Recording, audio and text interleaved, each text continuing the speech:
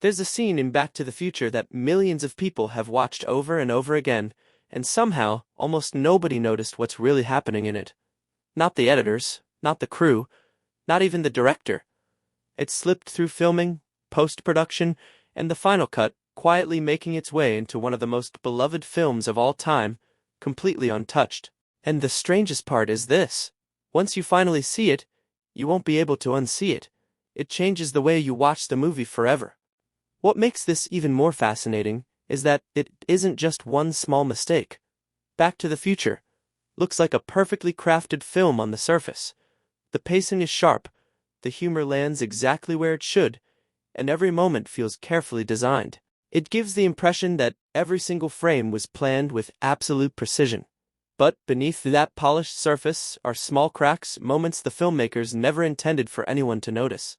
Real mistakes, raw oversights, and subtle inconsistencies that somehow survived one of the most demanding production schedules in Hollywood at the time. And now, in an age where fans pause scenes, zoom in, enhance clips, and analyze movies frame by frame on social media, those hidden details are being rediscovered in ways the original filmmakers could never have imagined.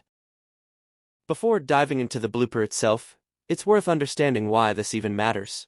When Back to the Future was released in 1985, it didn't just perform well, it exploded into a cultural phenomenon. Directed by Robert Zemeckis and written alongside Bob Gale, the film introduced audiences to Marty McFly, a teenager who accidentally travels back in time using a DeLorean built by his eccentric friend, Doc Brown. The film became the highest-grossing movie of its year, earning widespread acclaim from both critics and audiences. It didn't just succeed, it endured. Decades later, it still trends whenever conversations about classic cinema, time travel, or nostalgia come up. Entire generations have grown up watching it, rewatching it, and passing it on. And when a movie reaches that level of cultural importance, people don't just enjoy it, they study it. Fans have spent years dissecting every scene, pointing out continuity errors, prop inconsistencies, and editing mistakes that most viewers would never even think to look for. But even among all those discoveries, there's one moment that stands above the rest. Because this isn't just about a misplaced prop or a lighting issue, this is something far more unusual. A real person appearing on screen in a way they were never meant to. To understand how that happened, you have to go back to one of the most iconic scenes in the entire film, the opening. Marty walks into Doc Brown's garage, surrounded by ticking clocks and strange inventions that instantly establish Doc's chaotic brilliance. It's a perfect introduction to the world of the movie. Then Marty spots the enormous amplifier. Without hesitation, he plugs in his guitar, turns every dial to maximum, and strums a single chord. The result is explosive. The speaker blasts him backward across the room in a moment that's both hilarious and unforgettable. It's a scene that perfectly captures Marty's personality, reckless, curious, and just a little bit fearless. But hidden within that sequence, and several others like it, is a detail that most viewers completely miss. The Marty McFly you're watching wasn't always the one who starred in the final version of the film. Originally, the role of Marty was played by a different actor, Eric Stoltz. He spent weeks filming scenes, delivering a much more serious interpretation of the character. Entire sequences were completed with him in the role. But, as production continued, the filmmakers realized something wasn't quite working. The tone felt off. The balance between comedy and adventure wasn't landing the way they had hoped. So, in a rare and risky move, they made the decision to recast the lead role. Michael J. Fox, who had initially been their first choice, was brought in once his schedule allowed it. The production essentially started over, reshooting most of the film with Fox in the lead. It was a massive gamble, but it paid off. Fox's performance became one of the defining elements of the movie. However, not every piece of footage was replaced. If you watch closely, especially during wide shots, fast-moving sequences, or moments where the lighting obscures facial details, you'll notice something unusual. In certain shots, you're not actually watching Michael J. Fox. You're watching Eric Stoltz. One of the most well-known examples appears during the Twin Pines Mall parking lot sequence, where Marty first tests the time machine. In some of the driving shots, the figure behind the wheel isn't Fox at all. It's Stoltz. Because his face isn't clearly visible, the footage was kept in the final cut. It was practical, efficient, and probably seemed harmless at the time. But the result is something truly fascinating. In one of the most iconic sequences in cinematic history, two different actors are playing the same character without most viewers ever realizing it.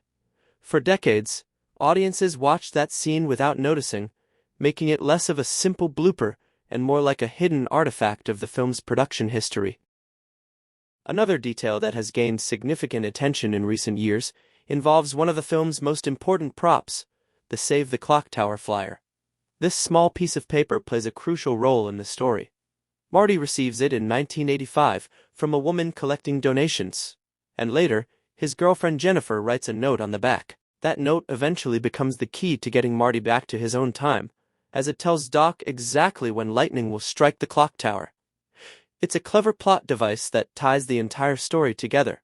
But if you watch the film carefully, something doesn't quite add up. When Marty is first handed the flyer before Jennifer ever writes anything, the note is already visible on the back. The message exists before it's actually written. In a movie centered around time travel, this creates an accidental paradox that feels almost too perfect to be a coincidence. And it doesn't stop there. Throughout the film, the flyer appears in different conditions. In some shots, it looks crisp and clean. In others, it appears wrinkled and worn. It shifts between states in a way that suggests multiple versions of the same prop were used during filming. It's a small detail, but once you notice it, it adds an unintended layer of complexity to the story, almost as if the prop itself is moving through time. There's also a technical detail in the opening scene that stands out immediately to musicians. Marty plugs his guitar into Doc's massive amplifier after turning every setting all the way up. For anyone familiar with how guitars and amplifiers work, this sequence feels completely backward. Normally, you plug everything in first and then turn on the amp. Connecting a live cable to an already powered amplifier can create a loud pop or even damage the equipment. In the film, the explosion happens after Marty plays the chord. But realistically, it should have happened the moment the cable connected. It's likely that the filmmakers reversed the sequence for dramatic effect, prioritizing a more visually satisfying moment over technical accuracy. Still, for those who understand how the equipment works, it's one of those details that instantly stands out. Another moment that raises questions occurs during the mall parking lot scene when Marty records Doc's experiment with a video camera. At one point, the camera drops to his side, clearly pointing at the ground instead of Doc. During that exact moment, Doc delivers an important line. Later in the film, when the 1955 version of Doc watches the footage, that same moment appears perfectly framed on screen, as if the camera had been aimed correctly the entire time. This creates a logical inconsistency. How did the camera capture something it wasn't pointed at? The most likely explanation is a simple editing oversight, especially considering the film's tight production timeline after the recasting.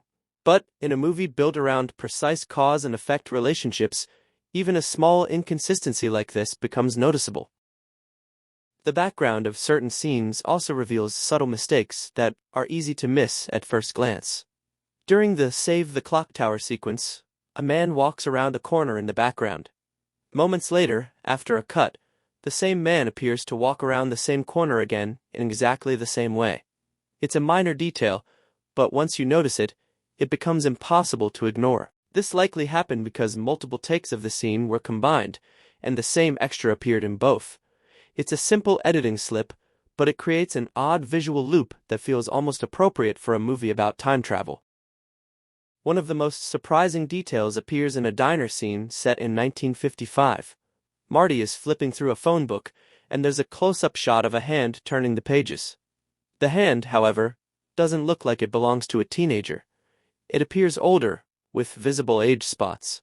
Considering Marty is supposed to be 17 years old, the mismatch is noticeable once you pay attention. The most likely explanation is that a stand-in was used for the close-up shot, which is a common practice in filmmaking. These shots are often done separately to save time and focus on specific details. Still, it's another example of how small inconsistencies can slip through the cracks. When you look at all these moments together, a larger picture starts to form. Back to the Future may be considered a near-perfect film, but it's still a product of human effort. It was made under pressure, with tight deadlines, reshoots, and countless moving parts. Scenes were filmed on different days, with different setups, and later stitched together into a cohesive story. In that process, small details were inevitably overlooked. And yet, those imperfections don't take anything away from the film. If anything, they add to its charm. They remind us that even the most celebrated works of art are created by people, not machines. What's especially interesting is how modern technology has changed the way we experience these films. Today, viewers have access to high-definition versions, editing tools, and online communities where they can share discoveries instantly. Fans can slow down footage, zoom into corners of the screen, and analyze details that would have been impossible to catch in a theater in 1985. As a result, movies like Back to the Future continue to evolve. New details are discovered, new theories are formed, and the conversation never really ends. It's a testament to the film's enduring appeal that people are still analyzing it decades later. Ultimately, these hidden details, the actor who wasn't supposed to be there, the note that appeared before it was written, the camera that captured what it couldn't see, the background extra who seemed to loop through time, and the hand that didn't belong, are part of what keeps the film alive. They give fans something to look for, something to talk about, and a reason to revisit the movie again and again. And maybe that's the real magic of Back to the Future. It's not just the story or the characters, it's the layers. The more you look, the more you find. So, now that you've seen these moments, the question is simple. Which one surprised you the most? And have you ever spotted something like this in a movie, something so small but so strange that it made you rewind just to make sure you weren't imagining it? Because sometimes, the most interesting parts of a film aren't the ones the filmmakers planned. They're the ones that slipped through unnoticed, waiting for someone curious enough to find them.